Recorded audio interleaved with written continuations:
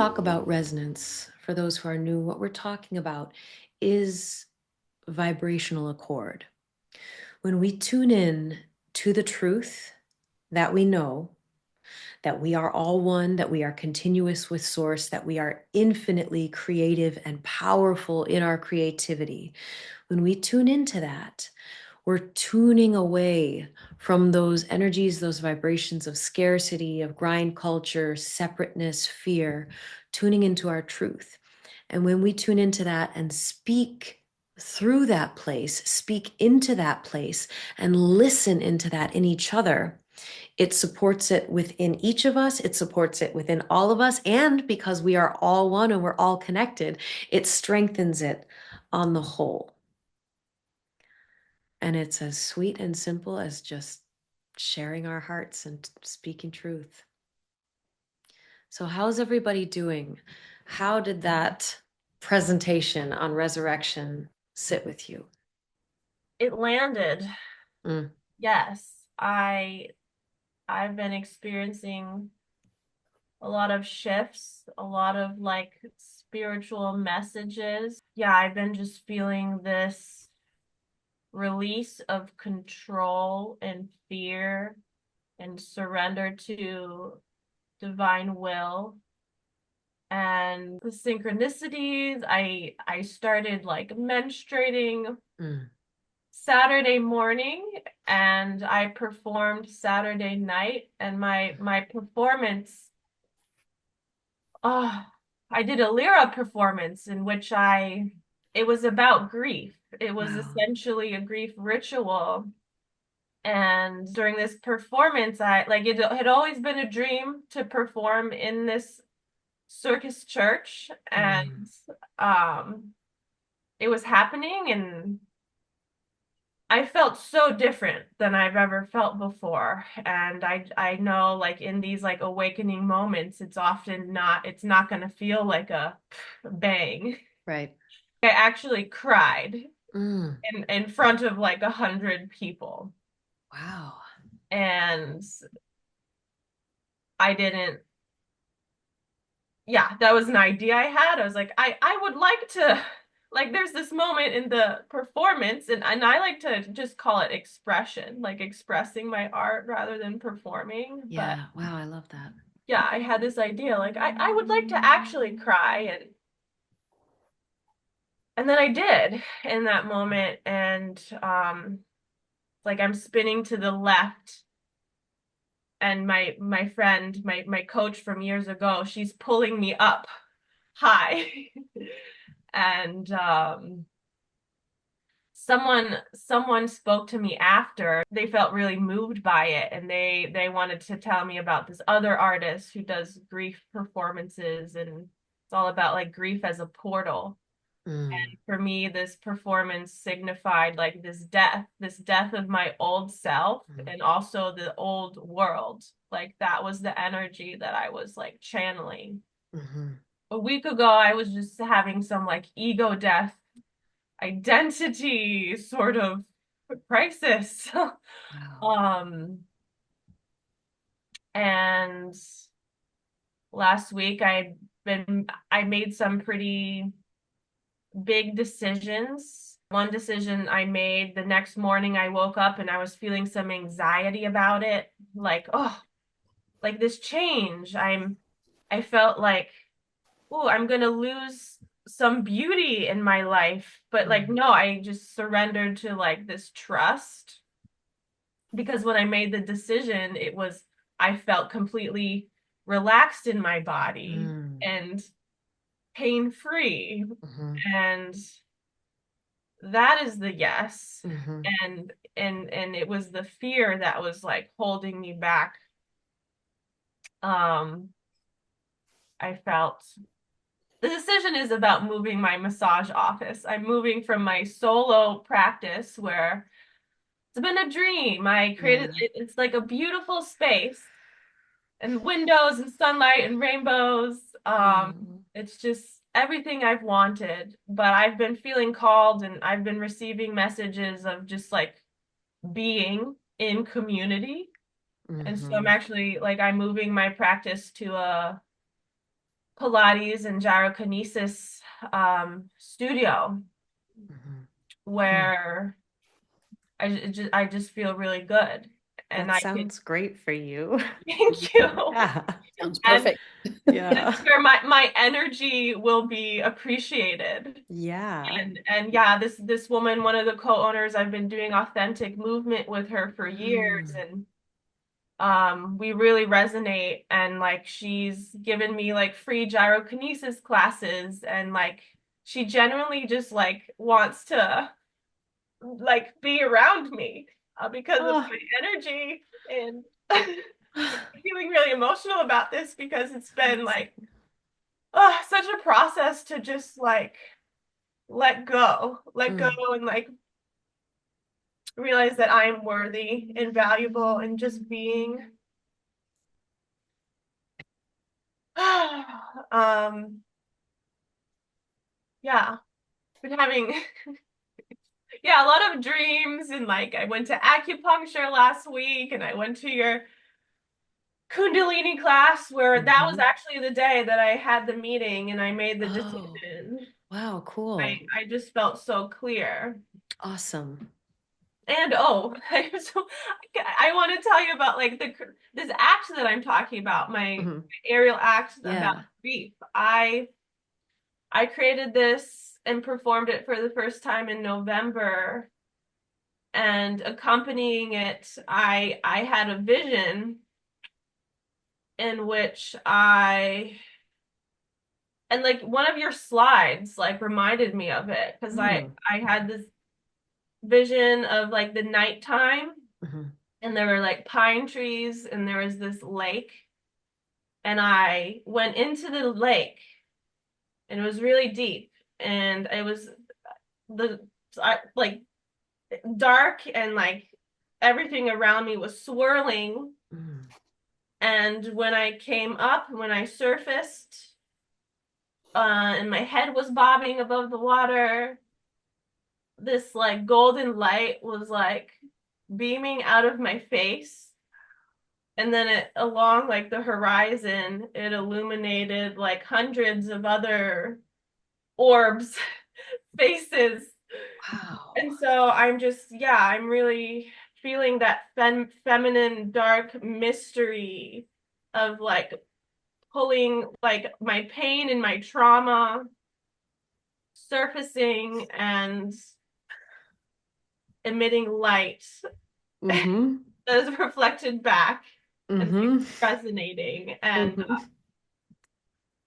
so yeah, with that I feel a lot of like purpose in this darkness. And I used to feel really really lonely 12, like in Sunday school, learning about how God is omnipotent and omnipresent and omnisentient. Mm-hmm. And I was just in awe of that. And then my life got really difficult, and I cried every night, and I prayed to God for things to be different. Um, the next day, and like I'm realizing now, like I had like debilitating social anxiety, and I'm like realizing now that I felt like that protected me Mm-hmm. because I still feel that like loneliness when I think about like in church, the Nicene Creed is like God will judge the living and the dead, and His kingdom will have no end. And like, Mm-hmm. as a suffering child, I Mm-hmm. like that was just devastating. um,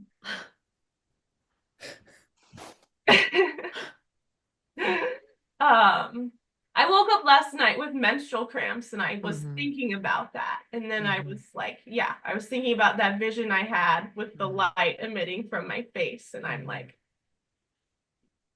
uh, yeah, starting to yeah, really feel like our soul and energy Mm-hmm. and the Mm-hmm. heaven on earth that is Yes. possible Yes. when we resonate with this higher frequency. Yeah. Yeah. Yeah, Uh, Cassie, I love hearing you speak. Like it's like that. It's so exciting to hear it coming from you, because like that is the it. Like this is like it's so precious to me to hear that, and it's just like it's validating too.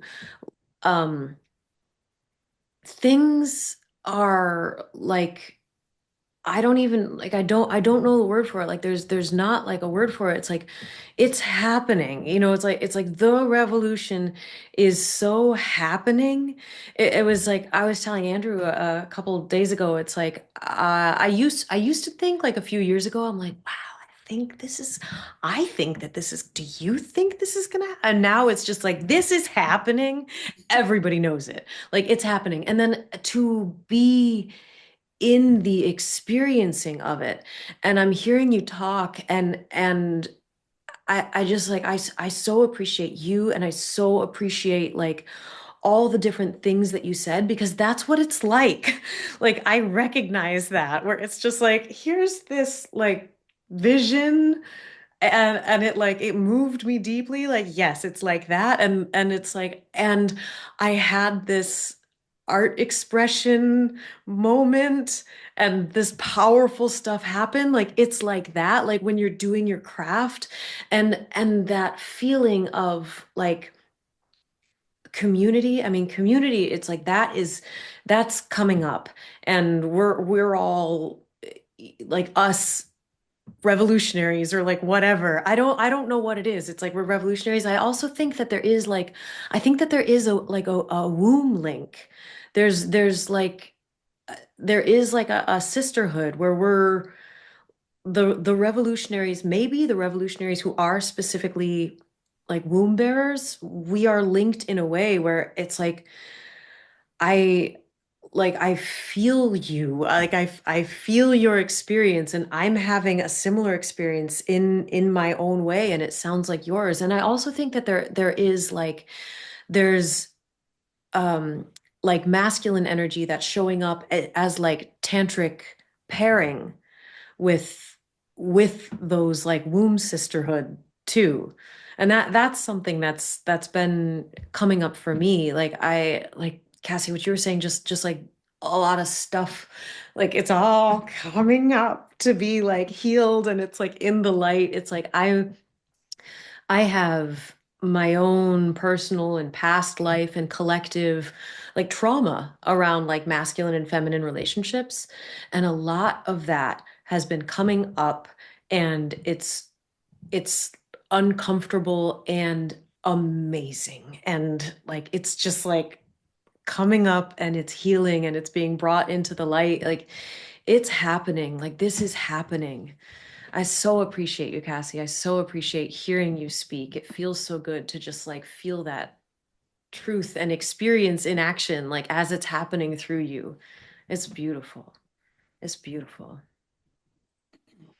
Thank you. Thank you for holding this space, and I'm not alone. Yeah. I'm not alone. Right. Mm-hmm.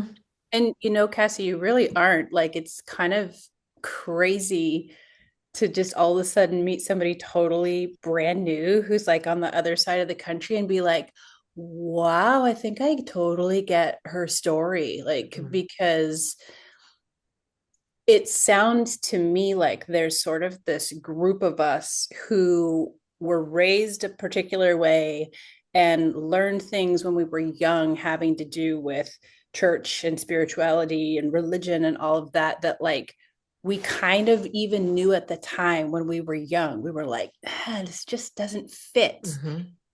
Like, it feels to me like we all knew that there was simultaneously something more mystical and something more human Mm-hmm. about the whole thing. And somehow, somewhere there in the middle, I don't know what the church did with it all, but like those two pieces were like completely lost, kind of thing. And so it was so hard to connect with it. Like, we could, it's like, I don't know how to connect to this at all. So it's really interesting to like hear somebody else's story where I'm like, oh, this just sounds like so familiar. Like, just really, really, I don't know. There was, and again, it was almost more like the energy of just what you were saying in your story. Yeah. It's like, there's something very familiar about this. Mm-hmm. Um, And that was kind of that first thing I caught on to was like, I know as a kid, I knew there was something more almost magical or mystical, but Mm-hmm. also at the same time, like more human Mm-hmm. about Christ and the Mm-hmm. whole thing and the whole picture. I just knew Mm-hmm. something was missing.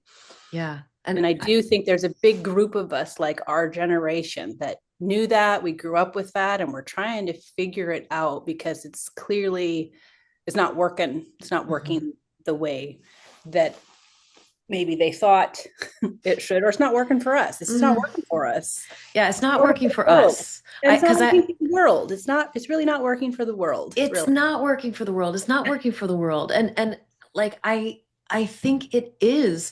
Like you're saying, it's like that mystical and human, like simultaneously both mystical and human. It's like that feels like the feminine to Mm-hmm. me.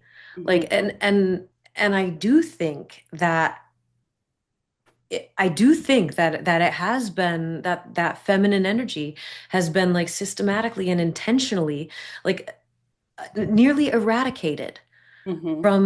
from a lot of different spiritual traditions, honestly. And Mm-hmm. again, it's like where we are and like the language that we're speaking and everything like that. It's like Christianity is really front and center. Mm-hmm. And so that's why that's why like the gatherings happen at the feminine turn of the month because we have been so dissociated from feminine energy, like in ourselves, in our own sense of self, in our culture, in our spirituality. And like what a like I'm this is like this is part of like my trauma and my pain and my anger, and it's not just me, it's not just my life. It's like I feel I don't know what it is, you know, like I feel connected to a feminine collective. I personally feel that. That's how I explain it to myself and to others. Like I don't know if that's what that is, but that's what it feels like to me.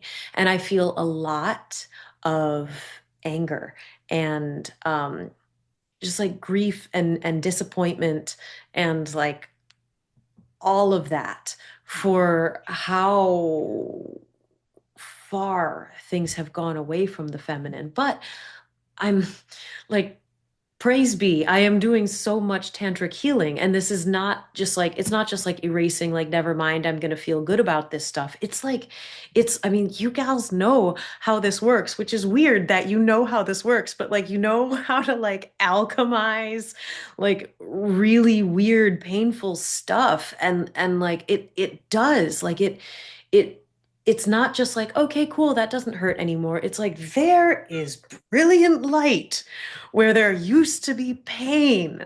Like and it's a gift. It feels to me like it's like what I'm doing and like what Andrew and I are doing. It's like that is a gift to this collective that I am in touch with. That's my understanding of it. That's what I'm like. Things are weird these days, you know. It's like we may as well just like, yeah, I am connected to the feminine collective, and I can feel it, and I can alchemize and transmute like this the pain that I have been given to feel and to alchemize. Like we're doing it. It's so cool. It's so Mm-hmm. I cool. I want to respond to that because yeah, it's like this, it's divine feminine Hmm. to me. And I've been noticing this wild thing, like how other women are so either like triggered or inspired by me. Yeah. Yeah. And I've been really, yeah, diving into like my sister wound and mother Hmm. wound, and Hmm. all this stuff is happening. And I'm seeing it for what it is. Like, oh, this is not about me. Like, this Hmm. is like yes, like we're tuning forks. Like the first Yeah. presentation that Yeah. I was in your apartment at, Uh-huh. we talked about Yeah. us being tuning forks, and really feeling that. And this wild thing happened with my mom last week, and it's just super sad because she, yes, is so dissociated, and her disease and illness, it's all, centered around her womb. Like all just like the hip problems, the endometriosis, hysterectomies, chronic bladder infection that is not healing. And it's like, wow, like all this anger came out at me last week. Um, and which is just like really heartbreaking. And also something that I'm like, my strength that I'm building. Like, okay, like I have to hold this too. I have to hold my mother's pain because she is just so just brainwashed by the society. And I do have hope for her to heal. And um I don't know. I don't know how. And I can't like force my will on her, and she really has to choose it for herself. That really resonates a lot with me, Cassie, because I've been doing a lot of caregiving for my parents in the last few years. My mom's in her late 70s. My dad's going to be 80 this year. And I just spent a week at their house again, like helping with some stuff. And like they're basically independent, but we in this family have a little bit of the over caring that we do. We're a little overprotective of them, because we have all of our own dysfunctional patterns and whatnot. I don't know, I have this sense of like I don't want my parents to have to suffer. Like I feel like they've suffered enough in their life with things that have happened to them, and it's like I'm like in their old age, I'm like I don't want them to suffer anymore. So but I've been really working with I have a really great counselor that I've been working with. We've been talking a lot about just grief, and I mean, I was like, oh, grief has come up a whole bunch, and oh, gee, that's all connected with the feminine. And then I was looking at your little sine wave, and because Rua and I were talking about just these little, I'm feeling like I'm having these little funerals over and over and over again with every little thing that happens with them. It's like having another little funeral. Here's another little death. And so here I go through that cycle, and they're just sort of overlapping all the time. I was looking at your big picture of like, okay, we've got the big cycle of the whole year, and then we've got the cycle of the month. And then I'm like,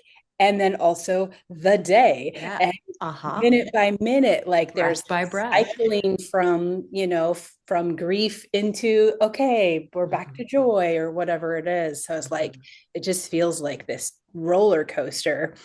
And Rue and I have worked a bit on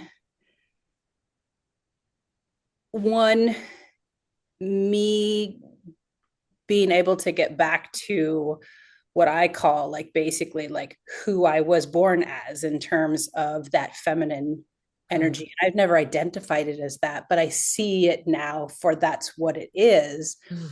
Because like you mentioned, Katie, like the world and the society has always expected us to just constantly be expansive and wouldn't let us just draw in, retreat, hibernate, whatever that is. But I was this very sensitive, emotional child that cried a lot, and I felt the weight of the world. I turned out I was very empathic. So, and nobody knew what to do with that. So I learned how to turn it off and just move forward into the world more from that masculine energy side. Yeah, I guess I could call it that now, not what it is.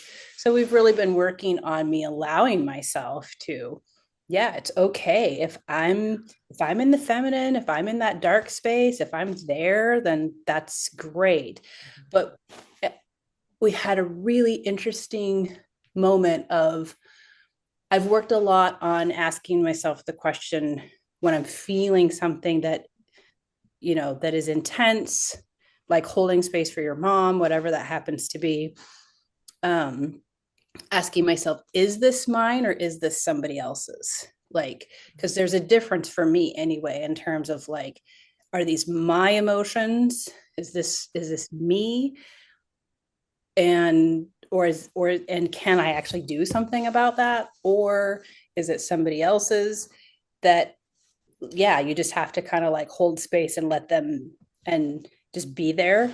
But we turned it around the other day, and it was really interesting for me to discover that I wasn't taking on my parents' emotions about what was going on.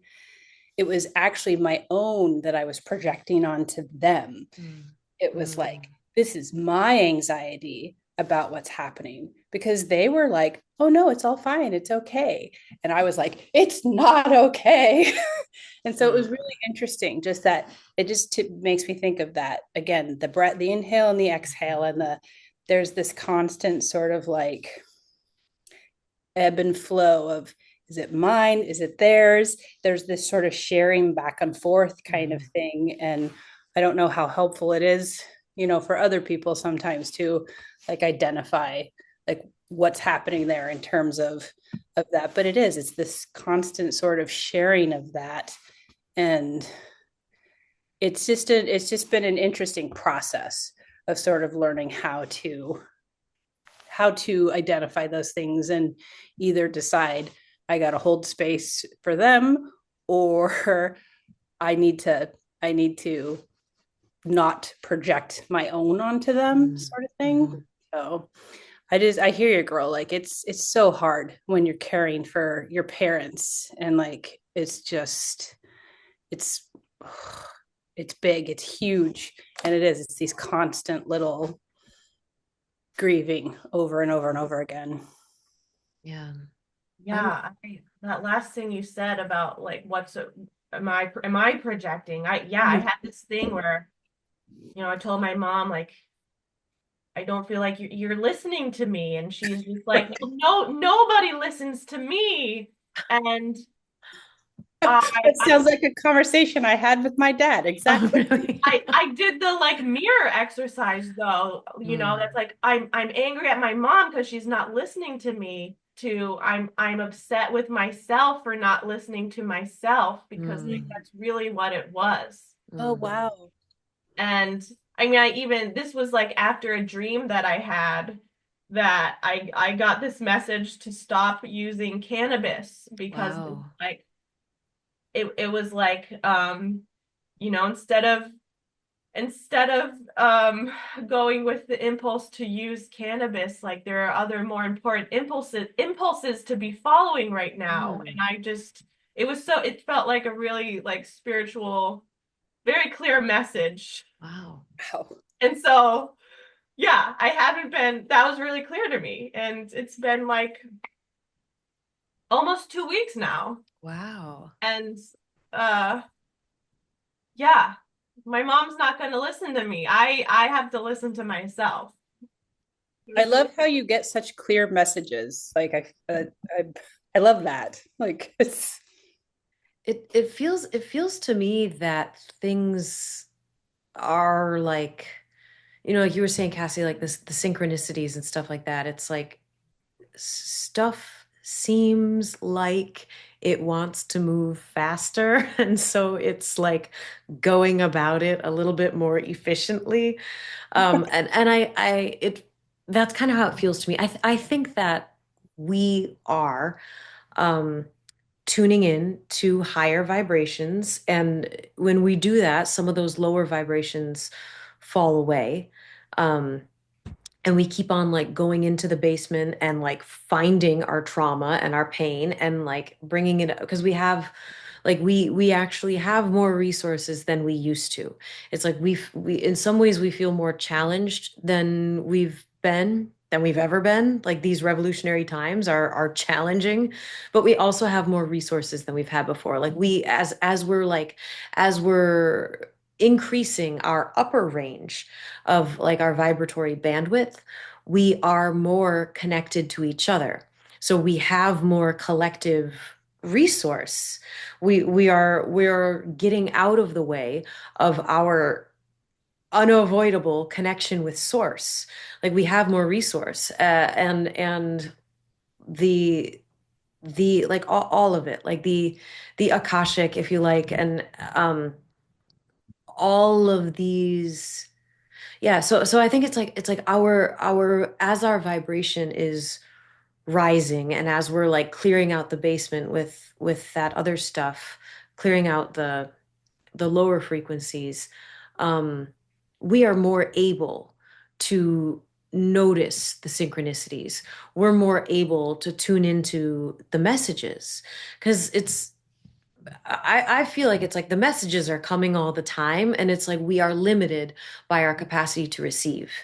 And so even though the revolution has been and is really challenging, it's also we are able to be more supported because our vibration is increasing, and that's part of the challenge. Like we it's growing pains is part of the challenge, and also the pains of leaving behind the familiar. Like we've talked about this at other in gatherings, like where the habit, the familiar, the known, it's like culturally reinforced. It's reinforced by authority, like schools, church, government, stuff like that, parents, so like all of those habitual things, there is a comfort there.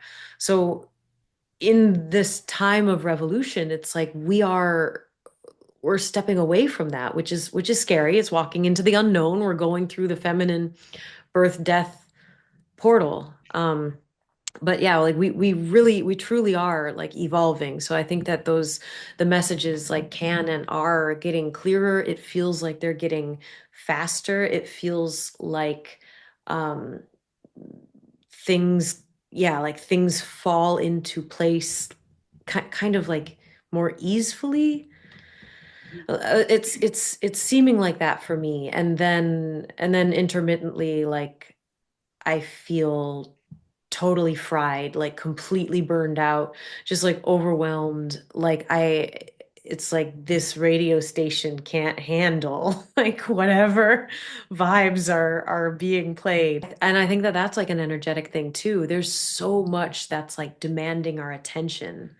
And like the high frequency stuff, that's not always the most easeful stuff either. We're building our muscle to be able to handle those higher frequencies. And I'm so glad that we're talking up that grief has come up like multiple times. It's funny, it's like right before this, I was listening to an audiobook, and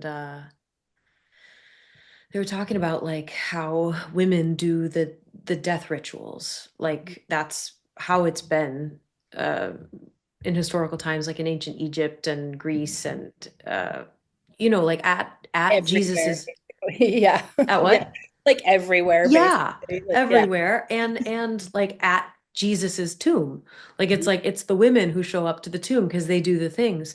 Um and the author was just talking about like what are those death rituals. There's and like we're all dancers here, it's like there are dances, like Cassie, like you literally did like a grief dance, and like that's what I was just thinking about, like what kind of like grief dances can I learn, and like what are the grief songs that I can learn, because like I'm a vocalist too, so it's like how can I be like a priestess of, like be a death doula, because it's like obviously like this whole revolution, there's so much like death and loss and grief, and like I want to lean in. Like I don't want to be afraid of it. Like I want to be like, welcome to the cave. Like come on in. Like this is death. Like up next resurrection, and then back to death. Like let's keep.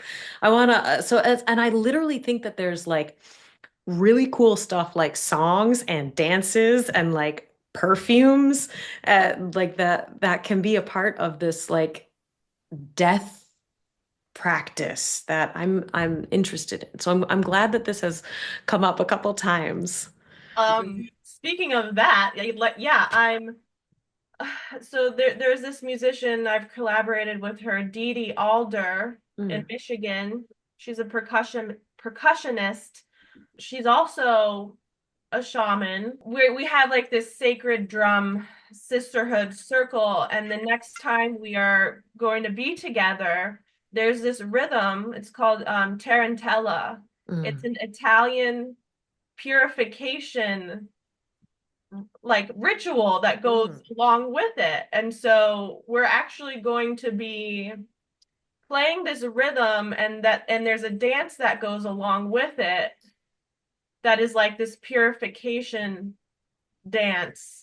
mhm.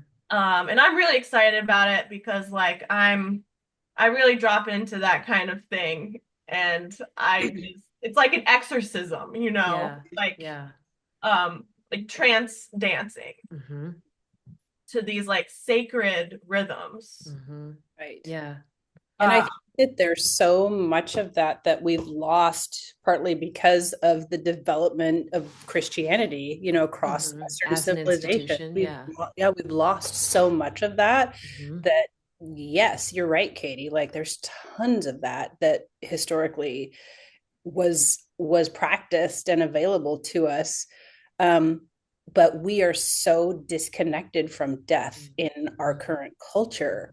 You know, people, I hate to say people were used to it, but I mean, people directly experienced loved ones, friends, neighbors, whoever it happened to be, they experienced it so much more directly, so much more often, Mm-hmm. even just 100 years ago, 150 years ago, that our culture, we really don't know what to do. Yeah. They've disconnected us from it so much Mm-hmm. through the direct experience as well as through all of the rituals and the songs, Yeah. the experiences. It's just so we really don't know how to handle it at all. And it's no wonder Yeah. people really struggle with grief because we don't have the tools and the Yeah. experience at all. Yeah. And it's like the only like I feel like grief hits us hard in this culture because we don't know how to deal with it and because like we're not doing like just like you were saying, Sarah, like oh there's the grief and then we're finding the joy again and then there's the grief like the daily grief like the daily like losses, which is why it's like I and I know it's like not everybody feel this way, but like I love my menstrual cycle because like when Yeah, we can get into that. because like like I get to experience and go into that like the loss and the grief and like the release and just like the goodbye, and like let it come to rest. And like we get that. Like not everybody gets that. And I'm so excited about like PMS as like a thing that exists because like yeah we've like okay like funeral homes like it all goes away and it's quiet and like we're just going to repress the feminine, we're going to eradicate any notion of mysticism from our spirituality, like just like constant day and productivity, like never mind the mystical and the human, like that Mhm. like raw feminine wild aspect of everything, tried to just like erase all of that, but you can't take our PMS away. Like we've pathologized it, we've Right, medicated it. right. Like I think that hormonal birth control is a horrific epidemic that I think it stops ovulation, so it does stop the cycle. The breakthrough bleeding that happens on hormonal birth control isn't the same thing as a cycle. It's a fake cycle. It's like have y'all seen the movie The Last Unicorn? No, I don't think I have. Okay, movie night. Like that needs to happen. Here's Like your homework. you need to watch, you need to see The Last Unicorn. It's like there's this amazing moment when it's like no one can see the unicorn. Like she just looks like a horse. So somebody actually puts a fake horn on her so that people start to be like, oh cool, that's a unicorn. And it's like that's what the breakthrough bleeding is on hormonal birth control. It's the uh, fake one. it's the fake horn on the unicorn. I'm sticking with it.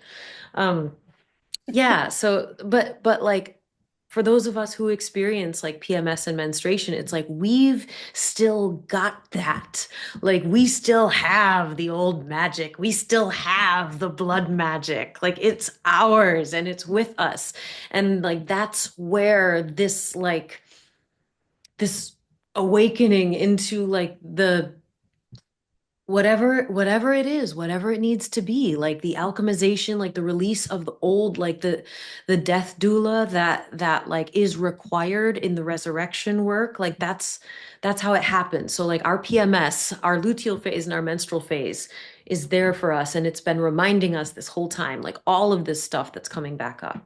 Right. And I think it goes back to even just you talking about like death songs and dances and rituals. Hmm. Like we've lost whatever it was, whatever was available to us that gave that part of our life some kind of power Yeah. in and know what to do with it. Because I Hmm. know you and I have talked about my own experience being Yeah. that I hated it when Hmm. I was like, this was the worst thing that could possibly happen to me as a kid. Yeah.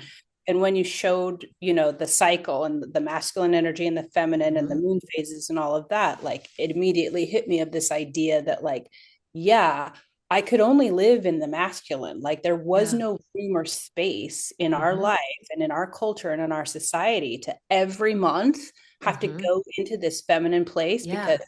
my menstrual cycle made me so sick. I mean, it was Hmm. it was so heavy and so painful. And it was like, Hmm. I can't do this Yeah. every month. I had to like somehow try to fight against it and do the best I could to Hmm. stay on the masculine side of Yeah. things, to stay productive and keep going to school or going to dance class or whatever and just keep going. Hmm. Hmm. And nobody ever taught us. There was no sense Hmm. of like, no, here's what you can do. Here's what Hmm. you can do for this week of your life. And it just became this like bane of my existence. Yeah. And then that's where in like I think that negative energy toward my womb created some of the problems that I have that I am now recovering from surgery for, Yeah. so it's yeah.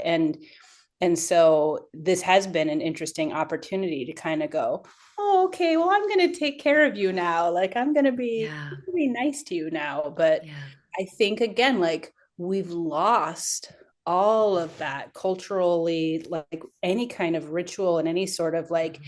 here's how you can still be a powerful woman Yeah. in that phase, Hmm. Yeah. because in our culture it's seen as nothing but like weakness. I mean, I literally Yeah. saw a video yesterday of a conversation from maybe back in the 60s or 70s, and there was this old gray hair guy talking about how women could never be president because once a month they have, he called it a hormonal insufficiency of Hmm. some kind, and the woman on the other side was like, can you tell if I'm having my period right now or not? Like she's Hmm. like just directly looked at him, was like, just looking at me now. Can you tell? Do you Hmm. know? She was like, first off, you're wrong on so many counts, but just Hmm. tell me this. Like, do you Yeah. really know? And Hmm. fighting back against that Hmm. notion that we can't function at a high level Yeah. because we have this happen once a month. Yeah. And so Yeah. that was kind of ingrained. Either you've got to push through, Hmm. or if you take the time to care for yourself during that time, then you're just not tough enough. Yeah, like You're you're not going to be able to cut it, because like the only way to cut it is like incessant day, not. Mm-hmm. because Mm-hmm. yeah, like that's the only place where there's power. Yeah, Right.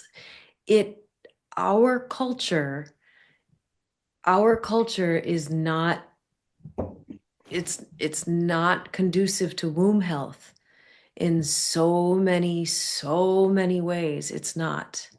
So that just brought up a little ding in my head because of what you're talking about with the resurrection and Christ and Hmm. Easter. Hmm. And so that's interesting. Like, but is there power in that little death that happens? Yes. Is there power in that? Yes. Because there's the death and the Hmm. resurrection. And Yeah. so, yeah, where does the power bit happen? That's an interesting. Yeah. I mean, like that like, yeah, it's a different kind of power. Yeah, like I don't think of it as like a break from the power. It's it's a different kind of power, because like the resurrection doesn't happen if it's not for the womb. Like Mhm. that's it's like you are anointed in like vaginal fluids. Like I mean like symbolically and like literally. It's like that's the birth portal. That's the resurrection portal. It's like it's in the feminine that things are composted. It's like the entire like the it's like unity is feminine, and that's really powerful. Mhm. And the return to infinite possibilities is feminine. There are stem cells in menstrual blood. Like every one of our bodies is built from menstrual blood. Like it's built from the menstrual blood of our mothers. Like that's what everyone is, because menstrual blood has those stem cells. Like menstrual blood makes anything. So like the feminine, like that, and that's like that happens every month. Like it's that same menstrual blood that like it's like the grief and the loss and the heaviness and like it's like you can feel that grief in autumn too. It's like the Mhm. leaves are falling, but it's like we've made peace with the fact that that season we've made it nice, but it's there if you feel it, you know? So it's like all of that in is power, because it's like we are the ones who can like we can steward that grief. We can feel it and it flows through us. Like we don't have to make a blood sacrifice on the altar. Like we have that built in. Like we allow the blood sacrifice. Like we can tune into the collective, because feminine is tuned in with the collective. We can source what needs to die, which isn't a violent killing. We don't need to be violent because we have the portal of death and life. It doesn't have to be violent. It doesn't have to be killed in order to go through the portal of death. And that's the same portal of rebirth. Like that is extremely powerful. It's extremely powerful. And it's also powerful in its relationship to the masculine, how the two come together. Like it it's it's it can be challenging to talk about the power of the feminine because we're so used to thinking of power in the masculine. And Mhm. then in my own experience, like in coming to like awakening to feminine power, because for me that's what it felt like, Mhm. which like awakening into feminine power, I feel like I've always had some anger and fear towards the masculine, but then awakening into feminine power, it changes. And I feel like, oh my gosh, like feminine energy is so incredibly powerful. And like I'm even more rageful of like, the oppressive masculine. But where I'm coming to is how much these poles of the energy, like opposite ends of the magnet, like these poles need each other. And all of that trauma and oppression and suppression and near eradication of the feminine has been just as bad for the masculine, because the masculine needs the feminine too. And that's why it's like every breath is sexual. Like it's sexual, the exchange. And it's not sexual in terms of like whatever kind of like sexuality as seen in our culture, like where it is just like it's just male gaze patriarchy. That's what sexuality is. And it's really hard. Personally, I've found it really hard to even find like my sexuality when it's like it's oppressive. But from the perspective that every breath is sexual, it starts to make sense to me from the perspective of the actual power in masculinity is through that sexual interaction with the feminine. And feminine energy is like continuous. It's like we have the same mitochondria that our mothers had. Like we are connected with the collective. Like we have this womb link. There is a continuity in womanhood. And so it's like birth, sex, death, the woman is there, the feminine is there, the womb is there. And that's the portals that give any power to the masculine. Okay.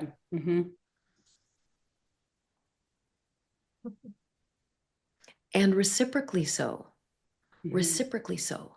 Mm-hmm. Because the feminine exists in the unknown. Mm-hmm. If it's not for the masculine, Mm-hmm.